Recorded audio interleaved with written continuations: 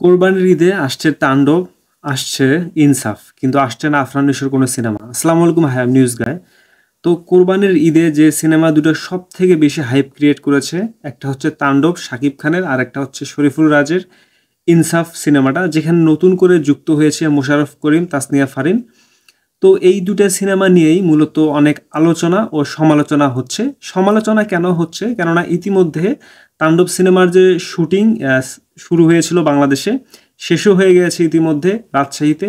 সেখানকার অনেকগুলো ক্লিপস কিন্তু উঠে এসেছে সোশ্যাল মিডিয়ায়, এবং অপরদিকে ইনসাফ সিনেমার সমালোচনা হচ্ছে মূলত মোশাররফ করিমকে নিয়ে যে একটা পোস্টার রিলিজ করা হয়েছে, সেখানে তার দাড়ি এবং পুরো মেকআপের যে ব্যাপারটা নিয়ে, এবং সেই সাথে শেষে যে তাসনিয়া ফারিনের একটা পোস্টার রিলিজ করা হয়েছে, হুবহু কপি পাওয়া গেছে। মূলত এই ব্যাপারগুলো নিয়ে সমালোচনা হচ্ছে। এবং আলোচনার কথা যদি বলি, এখানে শাকিব খানের যে লুক এবং ইনসাফের যে ক্যারেক্টার, যে গেট আপ, সব কিছু মিলিয়ে আলোচনা সমালোচনা দুটোই হচ্ছে। কিন্তু এর মধ্যে আজকে ভিডিওর টপিক এইটা না, ভিডিওর টপিকটা একটু অন্যরকম।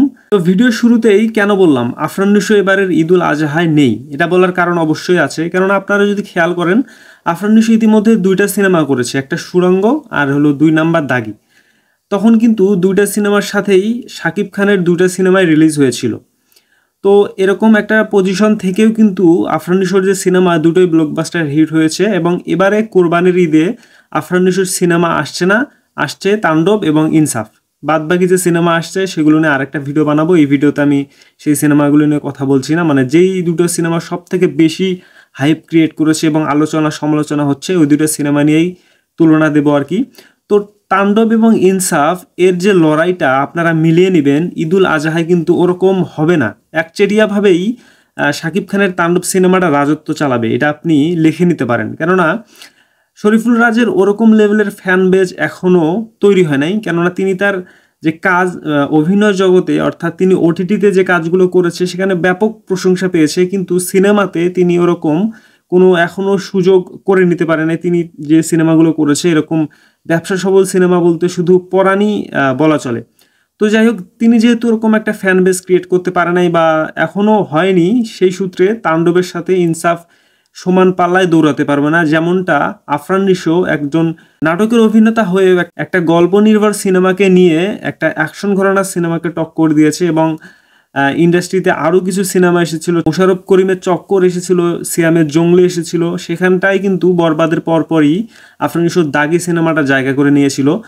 এবার আপনারা ঈদুল আজহা এটা ভালোভাবেই বুঝতে পারবেন, যারা আসলে অন্ধভক্ত আছেন, যারা আসলে কোনোটার হিসাব নিকাশ করে কথা বলেন না। এবারের ঈদুল আজহায় যে সিনেমাটা আসবে সেটা আসলে কতটা দর্শক টানে। দর্শক আসবে শুধু শাকিব খানের তাণ্ডব সিনেমাটা দেখার জন্য।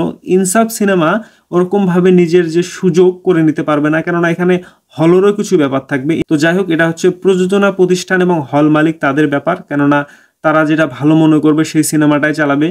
তারা যদি মনে করে যে ইনসাফ আমার হলে মানুষ দেখবে, তাহলে তারা ইনসাফ চালাবে। এবং তারা যদি মনে করে যে না তাণ্ডব চলবে, তাহলে তাণ্ডব চালাবে। এটা হল মালিক এবং যারা প্রযোজনা প্রতিষ্ঠান, কাকে কাকে দেওয়া যায় তাদের ব্যাপার। কিন্তু মূলত এবারের ঈদুল আজহায় সেইভাবে জমবে না।